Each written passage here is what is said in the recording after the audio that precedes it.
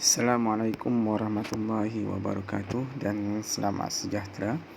Saya teknologis Abdul Sulaiman bin Ismail ingin membentangkan berkenaan dengan inovasi PDP yang telah saya bangunkan, iaitu aplikasi Android untuk Early Estimation Material of House Construction, di mana ia adalah satu aplikasi Android yang dibangunkan untuk membuat pengiraan kos anggaran awalan untuk pembinaan sesuatu rumah lah. Okey, sebenarnya penghasilan untuk aplikasi Android ini adalah bertujuan, kita tengok dekat bahagian penyataan masalah terlebih dahulu, di mana kesukaran pelajar untuk membuat anggaran awalan sebelum pengiraan untuk sesebuah pembinaan di rumah, di mana dalam satu topik subjek DCC 20073, iaitu untuk kontrak dan estimating, pelajar akan memerlukan untuk membuat pengiraan kos anggaran awalan sebelum membuat pengiraan untuk sesebuah pembinaan rumah lah. Jadi dia akan tahu nilai kasar sebenar untuk pembinaan rumah. Dan masalah yang kedua pula ialah kita dapati bahawa kesukaran mengetahui anggaran awalan untuk pembinaan rumah sama ada dapat memenuhi bajet yang diperuntukkan. Ini lebih kepada orang awam lah. Ini lebih kepada orang awam dan kontraktor lah. Okey, lepas tu yang ketiga ialah ditipu kontraktor kerana tidak dapat menganggarkan kuantiti dan harga untuk setiap pembelian bahan.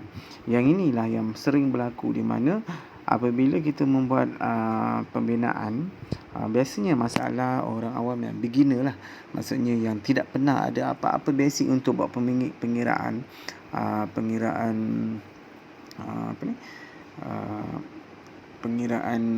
kos pembuatan rumah, mereka akan menghadapi masalah ditipu kontraktor. Itu yang masalah yang dihadapi kebiasaannya. Biasanya kadang-kadang kontraktor markup harga, dia up sikit harga. Jadi dengan adanya aplikasi ini dapat membantu orang awam untuk mengetahui berapakah kos bahan yang sepatutnya mereka keluarkan untuk kepada kontraktor. Jadi dia dapat buat estimation awal. Okey, yang seterusnya adalah objektif kajian. Itu untuk sebenarnya objektif kajian untuk inovasi PDP inilah untuk mereka bentuk aplikasi Android yang boleh membantu pelajar menyemak pengiraan anggaran awalan kos pembinaan rumah. Yang kedua ialah untuk meningkatkan kefahaman pelajar terhadap pengiraan anggaran awalan kos pembinaan rumah. Dan yang last sekali, untuk menghasilkan satu aplikasi yang dapat membantu orang awam mengira anggaran awalan kos sesebuah pembinaan rumah, seperti mana yang saya maklumkan tadi. Tujuan kajian ialah untuk penghasilan aplikasi ini adalah untuk memudahkan pelajar mengetahui dan menyemak pengiraan awalan pembinaan rumah mengikut keperluan khusus kontrak dan estimating. Yang sama macam yang saya maklum tadilah. Aplikasi ini juga untuk bertujuan dalam membantu orang awam di dalam mengetahui serta menganggar kuantiti dan kos awalan bahan utama pembinaan sesebuah rumah.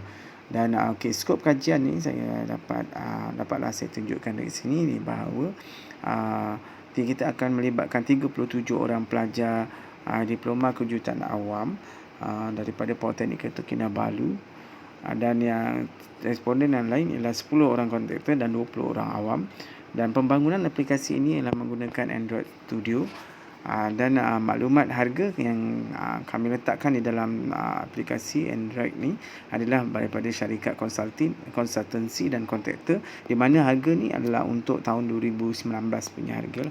Dan pada awal sebelum penghasilan aplikasi Android ni, sebenarnya saya terpaksa menggunakan kaedah pengiraan manual, termasuk pelajar semua biasanya buat pengiraan manual lah.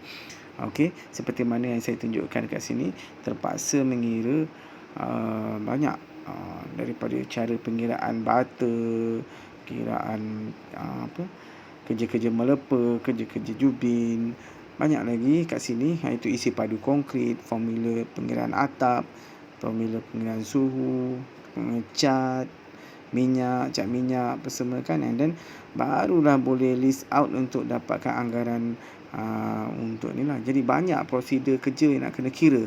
yang nak kena ni. Ini baru surface je lah. Sebenarnya anggaran awal memanglah betul pada bahagian permukaan saja pengiraannya.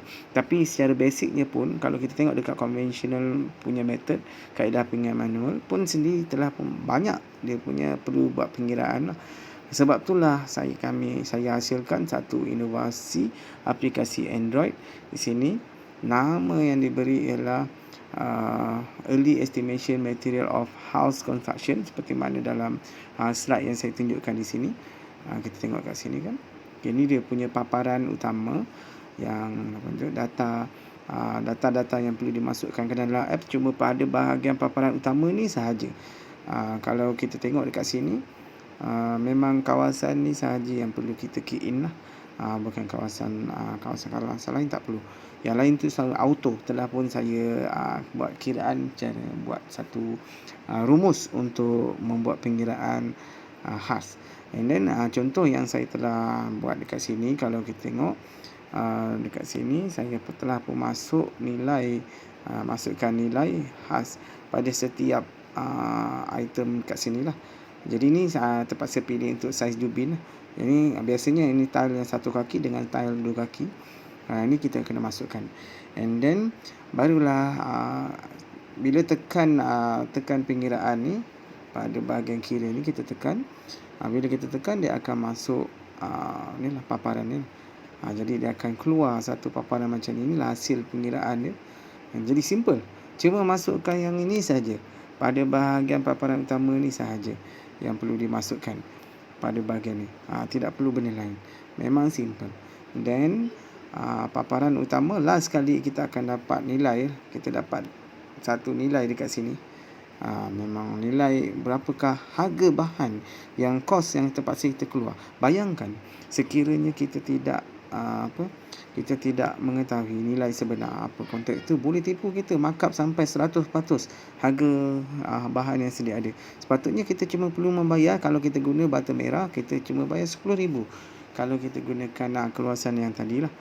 Okey, itu contoh. Jadi bila kita tekan, kalau kita nak tengok paparan secara PDF pun boleh. Yang mana kita kena tekan pada bahagian create PDF ni dan kita akan keluar inilah. Kejap lagi saya akan tunjukkan cara penggunaan sebenar untuk ni.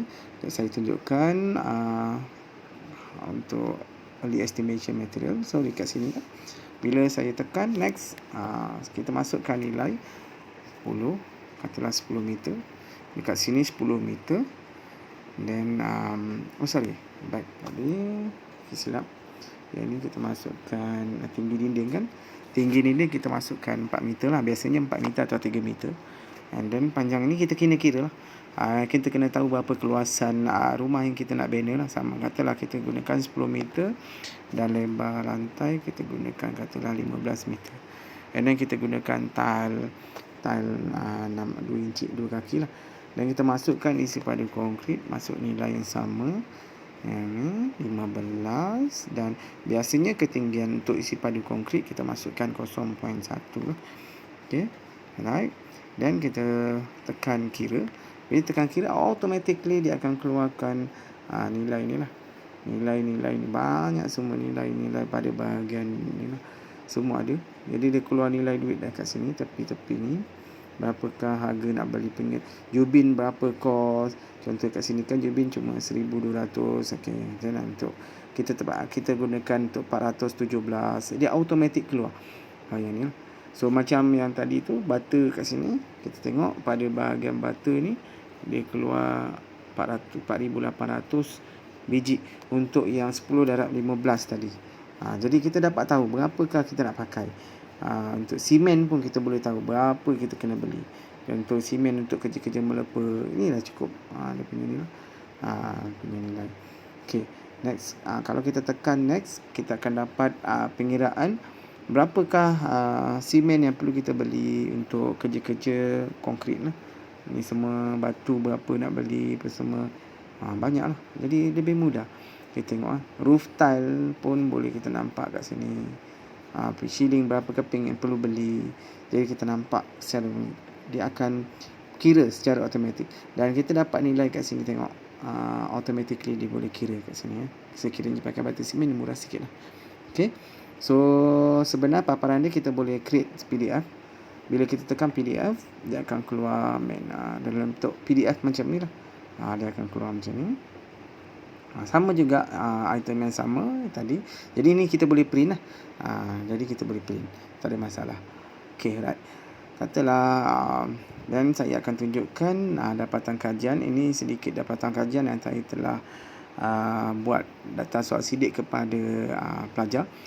Kita dapati bahawa dekat sini saya punya skor min semua melepasi 4 kecuali yang soalan nombor 1 ni.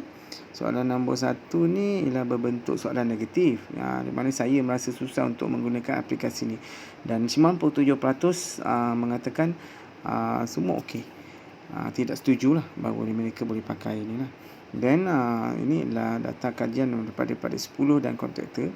Semuanya tahap melepasi. Kalau kita tengok semua melepasi 4 skala skor min.